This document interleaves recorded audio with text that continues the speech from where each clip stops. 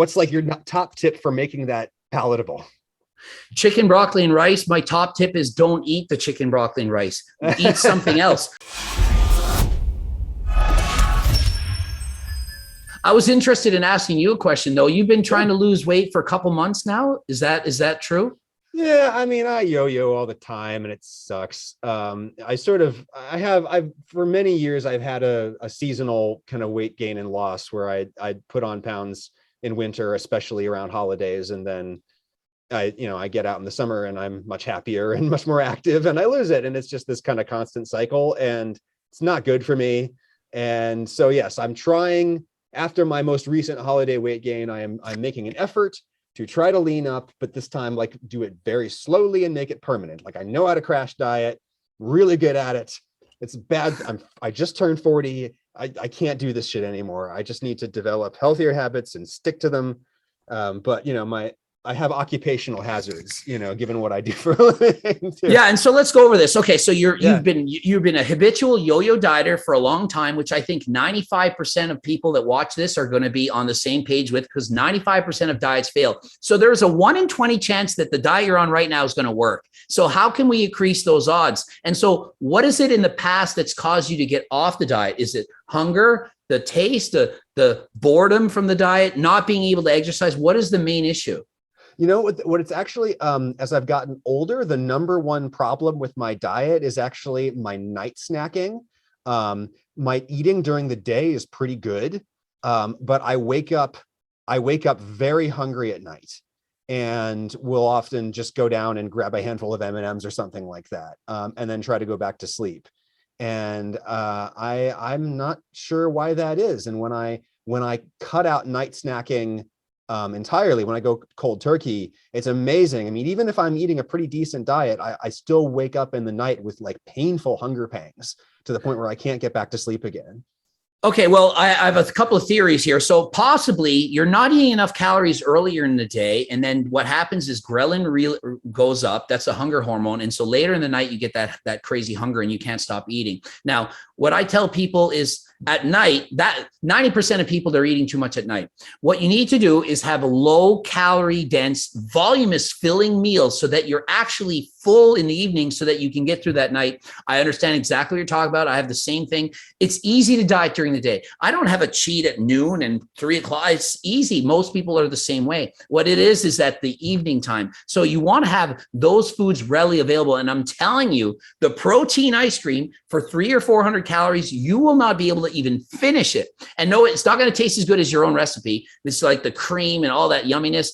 It's going to be 80% as good though. And so if you switch over to like that protein ice cream, you're going to be full. You're going to go to bed with a stomach like, oh, I ate too much, literally. And then you're going to have so few calories. You're going to be in that deficit. It's going to let you lose weight. So I think you should probably eat a little bit more earlier in the day, and in the later in the night, think of more voluminous meals. Earlier in the day, you can eat more like, I don't know if you eat nuts and stuff, but if you eat more of those calorie dense foods, eat that, eat some of your own recipes. You're not going to overeat them and binge on them like the higher calorie things. But later in the day, structure it so that there's less calories and it's very voluminous, more fruits and vegetables, things like that, so that you're full. During the day, no big deal. At night, low calorie dense foods. I think that'll help you 100%.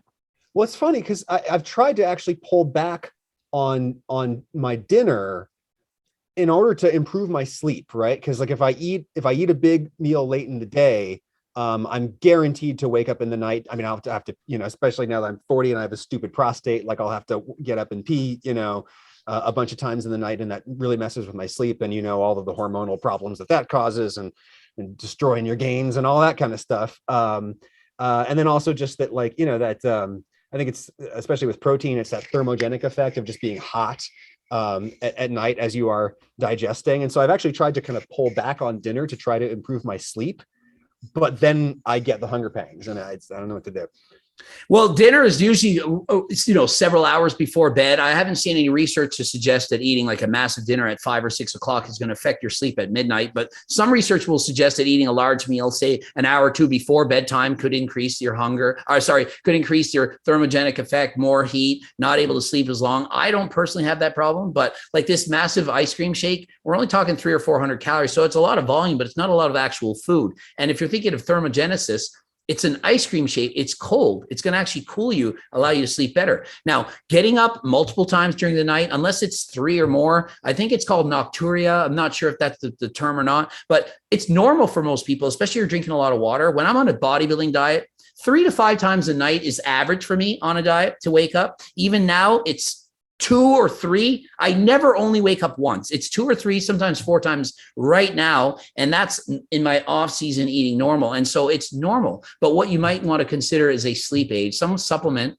You could just take melatonin straight up, or like my company has one, it's called Delta Sleep. You take certain things like ashwagandha, GABA, certain ingredients that are going to help relax the body, get into that deeper restful night of sleep. And so you might want to consider your supplementation. Or are you drinking caffeine, taking in too much coffee, pre-workouts and stuff earlier in the day before you go and train or work out during your runs? That could be an effect. So you have to examine everything. Yeah, definitely hitting the stimulants too hard. And the prostate doesn't appreciate that either, let me tell you. So how much caffeine are you taking in a day? Oh God, it's so bad. It's between the coffee and the Diet Coke. It's just, 3 cups of coffee, 2 Diet Cokes. It's not good. Okay, well, nothing wrong with having the Diet Cokes. And I went through a month in December. I cut out all my caffeine. And so basically, I would suggest try going on like a little bit of a caffeine withdrawal. Diet Coke, you can get caffeine-free Diet Coke. So go for Diet Cokes all the time, caffeine-free. Decaf, I switched to decaf from regular coffee. So now I don't get that stimulant effect. And I only take in my caffeine before working out. It makes a big difference, probably help you sleep better. I've seen bodybuilders that seem to eat no vegetables. Why do they do that? They do it because they don't like it, because vegetables inherently don't taste as good as other foods. So they don't want to eat it, but they should. It doesn't mean that they're getting away with like not doing it. They have a healthier diet if they did that. And most North Americans eat about 40% of the fiber recommendations, somewhere around 15 grams. A male should be around 35, females 25. Most people are not getting enough fiber, not getting enough vegetables. That vegetables, they're very low in calories, low calorie dense foods. They allow you to be more full, more satiated. And the number one reason diets fail is hunger. If you're hungry, you're eventually going to eat. You don't have the willpower, hunger pains going on. And so add those fruits, add those vegetables to that chicken, whatever meal you're eating, and then allow yourself to be more full. And you will, in fact, stick to your diet. What are your thoughts on salt? Lots of bodybuilders do no added salt in their food.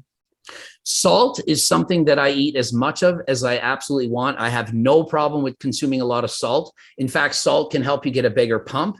You shouldn't have to worry about it unless this caveat, unless you suffer from some kind of heart condition where the doctors told you, hey, you have to have less salt in your diet because of your blood pressure and so on. But for most people, you can have as much salt as you want. I probably consume 10 grams plus a day, 10,000 milligrams a day. I sweat a lot. It's in a lot of my foods that I eat. I eat a lot of canned foods as well. And so sodium for me is not a concern.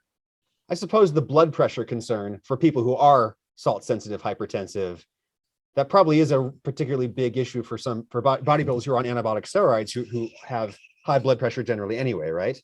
Well, if you're on steroids, for example, obviously you're going to have higher blood pressure than the average person, just as on average. And so if the doctor's saying, you have hypertension issues, you have to be more careful. But for the most part, it's not usually the salt that's doing this. It's more so like the drugs or the increased body fat or being too heavy or the lack of cardiovascular exercise, not eating a proper balanced diet that is more important than the salt. And people think they're fat because of salt. Salt doesn't have calories. It just retains water. But it's hard to retain water without glycogen, and glycogen is formed from carbohydrates. 3 grams of water for every 1 gram of carb formed in the muscle. So people that eat a lot of rice or pastas and so on, they're usually going to hold a lot more water. Add to that salt, you can get bloated. And on to the opposite extent, people who follow keto diets that are really, really low in carbs, they sometimes lose 10 pounds really quick and they think they're getting lean, but all they're doing is flushing out the water. So sometimes people say, yeah, the keto diet works so great. But then they go off the diet and they gain 10 pounds real quick. It's not fat, it's water.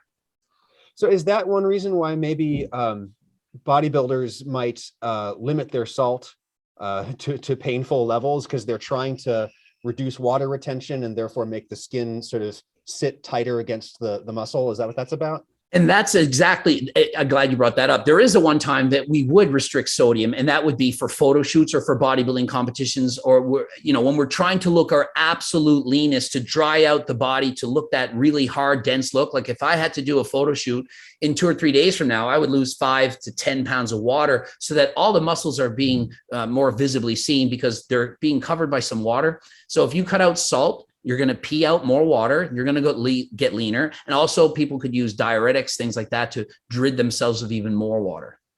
Which we should point out is probably very hazardous unless you're doing it very intelligently. And even then there's some risks, right? Oh yeah, it's absolutely dangerous. And you could see MMA, mixed martial arts, boxing, all these sports where you have to drop 20 pounds in a day to make those weight classes. Very dangerous. Let's just let's finish up just talking about straight up food. So what's one of your favorite, lean protein meals that you think a normal person, not just a competitive athlete, could really get a lot of benefit out of? I would say without question, my most famous recipe is anabolic French toast. By far, like I have over 1 million views on that video, and I've done a number of different recipes, some with like blueberries in it. I've made various variations of this, made in the oven, peach, apple bake, and just so many different variations. And really all it is you have your bread, egg whites, and if you want, cinnamon and some kind of fake sugar or sugar substitute rather than adding in regular sugar. And you just basically combine it together and cook it up, and you can't go wrong. The more egg whites you get in there, the better. So I like it, let it soak, really sit in there. And even while it's on the pan, I'll add more egg whites to it to suck it in even more. That way you're getting the max amount of protein for the fewest amount of calories, because you're getting most of the calories from the bread, but you're getting all the protein from the egg whites. And so as opposed to using the yellows or adding creams and sugars, which most people do when making French toast, this is a much lower in calorie, higher in protein version. So you think it's really worth it for normal people to separate eggs for nutritional purposes? I mean, there's still a lot of protein in the yolk, right? And some good fats too. Well, by a lot. Okay, if we're saying what's a lot of protein, the egg white is all protein. Okay, the yellow is where all the fat is. So if somebody was eating a white of a large egg, they're getting about 4 grams of protein, about 16 calories, 4 times 4, 16 calories. If you eat a whole large egg, about 75 calories. So you do the math, you're getting about 60 extra calories from the yellow and only about 3 extra grams of protein. So as a percentage, the yolk is actually the most highly, it's mostly fat.